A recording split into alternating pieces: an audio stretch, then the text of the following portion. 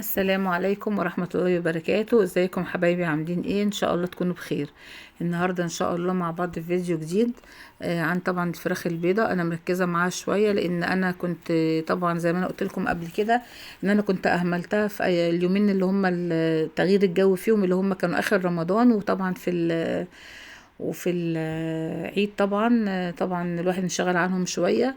فطبعا انا عايزة ان ما يبقاش فيهم منهم طيور يعني تموت وكده.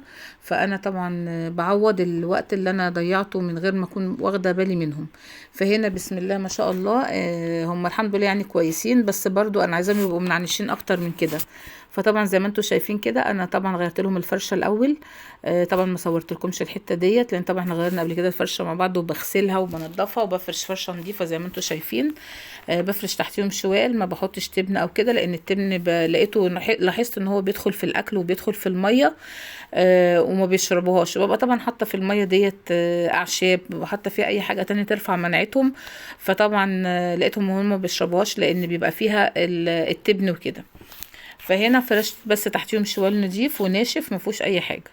طبعا انا بعوض طبعا النقص اللي عندهم، وان انا طبعا عايزه اقوي المناعه بتاعتهم واخليهم شهيتهم مفتوحه للاكل وكده وياكلوا كويس، لان طبعا العلف والاكل هو اللي هيرفع المناعه بتاعتهم. والاعشاب طبعا اللي احنا بنحطها. فهنا حطيت لهم العلف بتاعنا اللي هو البادي 23% بروتين، وحطيت لهم معاه بشرة بنجر. طبعا عارفين قيمة البنجر الناس اللي كانت متابعة معايا في الفيديوهات اللي قبل كده. طبعا في بداية الدورة بتاعت الطيور بتاعتي ببدأ احط طبعا اعشاب، وببدأ احط حاجات بضيفها على العلف، بحسن من العلف. فهنا زي ما انتم شايفين انا حطيت بنجر بشرته على العلف. بس ما حطيتش حاجه تانية، لان طبعا انا ماشيه معاهم واحده واحده. عشان ايه؟ لان هم تعبانين شويه طبعا من الجو وتغيير الجو كده. فحطيت مع البنجر العلف وهنا طبعا قسمته على طبقين، لان انا جايبه ما شاء الله المره دي جايبه يعني عدد كبير شويه غير كل مره. فطبعا عشان ما يبقاش في تفاوت في الاوزان، ونلاقي في حاجه بتاكل وحاجه تطلع معايا سارده وكده ما تكبرش. فانا هنا بحط الاكل في طبقين علشان كلهم ياكلوا. طبعا انا هنا الجو طبعا برد، الجو دفى زي ما انتم شايفين. العشه طبعا صغيره على قدهم يا دوبك دلوقتي. وحاطه لهم اللمبه اللي هي ال100 واط. طبعا لسه ما غيرتش الكهرباء، بالرغم من ان بيجي يوم حر وبيبقى ساعات يوم برد وكده، لكن انا ما غيرتش اللمبه بتاعتهم. في حد قال لي ان انا احط لمبه 200 واط، بس انا حسيت ان هي كبيره جدا على المكان، وهتسخنهم وهيجي لهم احتباس حراري، وهبص الاقيهم بينهجوا. فطبعا انا ما حبيتش ان انا اعمل كده. انا قلت بحط لمبه 100 واط بس، وبحط على العشه من بره بحط بغطي السلك بملايه باي حاجه، بس بغطي ايه السلك، وبسيب يا دوبك جزء بسيط بس كده، ايه منفس زي هوا بس كده، ايه حاجه بسيطه قوي ان هي تجدد الهوا في العشه. فهنا زي ما انتم شايفين كده الطيور ما شاء الله بتاكل هيت وبتخطف الاكل من بعضيها. يعني هما بياخدوا البنجر بيخطفوه من بعض اكتر ما بياكلوا طبعا العلف. طبعا البنجر بيفتح الشهية، بيعلي المناعة، بيخليهم ان هما بياكلوا اكتر عشان وزنهم يتقل. طبعا انا الفراخ البيضة دورتها طبعا قليلة جدا، بتبقى شهر 45 يوم 35 يوم ببدأ اذبح كده منهم. فطبعا الدورة بتاعتهم قليلة، فمصلحة ان هما ياكلوا احسن وياكلوا علف اكتر وكده، غير الفراخ طبعا البلدي. فهنا اهم حاجه طبعا عندي النظافه. وطبعا قبل كده قلت لكم الفضلات بتاعتهم كانت سايله شويه، لا هم دلوقتي ما شاء الله يعني الدنيا اتظبطت معاهم. وهنا ما شاء الله زي ما انتم شايفين الجناح مريش وبداوا يطلعوا ريش. وحجمهم طبيعي طبعا على 4 5 ايام ما شاء الله، يعني حجمهم كويس ومريشين كويس.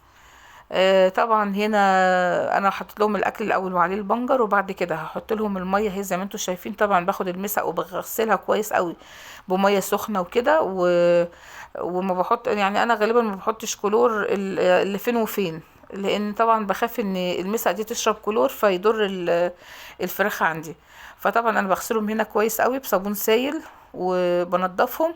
وبعد كده بحط، انا اكتفيت ان انا احط بس ليمونه على عصرتها على ال3 مسق دولت علشان بس تطهر معدتهم. فمره نشا ومره احط ليمون كده، يعني بغير لهم طعم الميه. وطبعا بنغيرها بحاجات فعاله وفيتامين سي وحاجه بترفع معاهم المناعه. مع طبعا الاكل والعلف اللي انا بحطه. طبعا اهم حاجه عندي ان هم يبقوا بياكلوا كويس، بيشربوا كويس، عندهم من نظافتهم، نظافه المكان اللي هم موجودين فيه، علشان ما يجيلهمش اي مرض.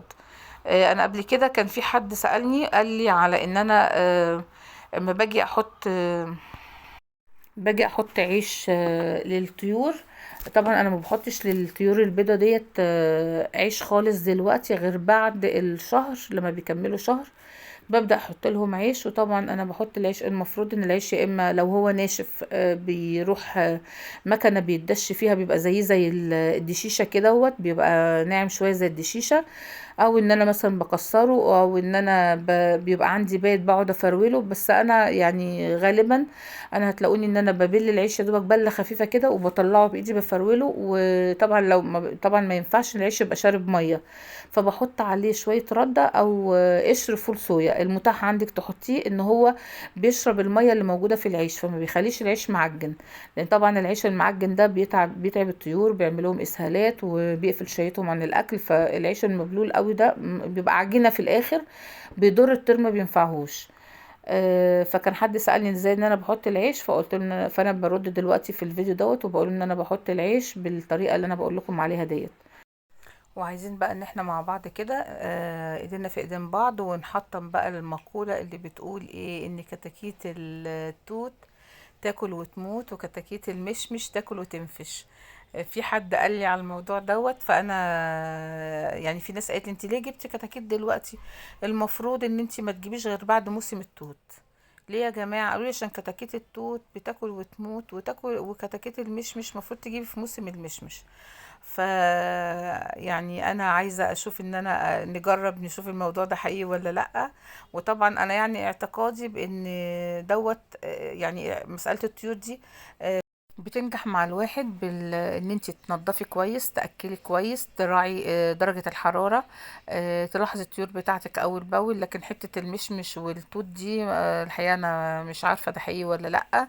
يا ريت اللي يعرف يقول لي فعلا هل الكلام ده حقيقي ولا لا، ان احنا المفروض ما نجيبش طيور في موسم التوت ولا ايه. آم، يعني انا بجيب في اي وقت، لان انا طبعا لازم بهتم بكل الحاجات اللي قلت لكم عليها دي. فالدوره بالتالي معايا بتاعه التور بتنجح، والحمد لله ما بيبقاش عندي حاجات كتير، يعني بيبقى حاجات بسيطه جدا اللي هي بتموت مني. وبيبقى برضو نتيجه اهمال مني، ان انا مثلا ما خدتش بالي من درجه الحراره، بردوا مني شويه كده، بيبقى برضو اهمال مني. ف... فاحنا عايزين ان شاء الله كده ان احنا نربي طيورنا بطريقه كويسه، لان دلوقتي ونراعيهم كويس. انت دلوقتي الطيور رخيصه، اللي انت بتشتريها رخيصه، لكن العلف بتاعها غالي جدا. فده خلى ان هي سعرها غالي، لان دلوقتي ما فيش ناس بتربي كتير، قليل قوي اللي بيربي. لان طبعا العلف غالي جدا. كل يوم انت بتصرفي مش اقل من مثلا 80 جنيه، 70 جنيه اكل ليهم. فطبعا ده بيبقى عبء على الواحد. لكن لو جيتي حسبتيها زي ما انا قلت لك قبل كده، هتلاقي ان انت برضو كسبانه، في ظل ان العلف غالي كده بتلاقي نفسك ان انت كسبانه كتير قوي. يعني انا النهارده بسأل على كيلو الفراخ البيضه لقيته بكام؟ ب70 جنيه. عشان اجيب فرخه 3 كيلو هتبقى ب210. ال210 دولت انت ممكن تجيبي بيهم اكل 5 6 ايام، لمثلا لطيور حوالي 15 فرخة. فلما تيجي تحسبي تلاقي في الاخر ان انت وفرتي كتير. فعايزين مع بعض كده ناخد بالنا من طيورنا، ونستغل المكان، لو عندنا اي مكان نستغل المكان ان احنا نربي فيه، لان تربية البيت مفيش احسن منها. وفي ناس غاوية كتير قوي وبتربي في اضيق الحدود وفي اضيق الاماكن وما شاء الله معاها الطيور بتاعتها بتبقى كويسة جدا، وبتدي اوزان عالية قوي.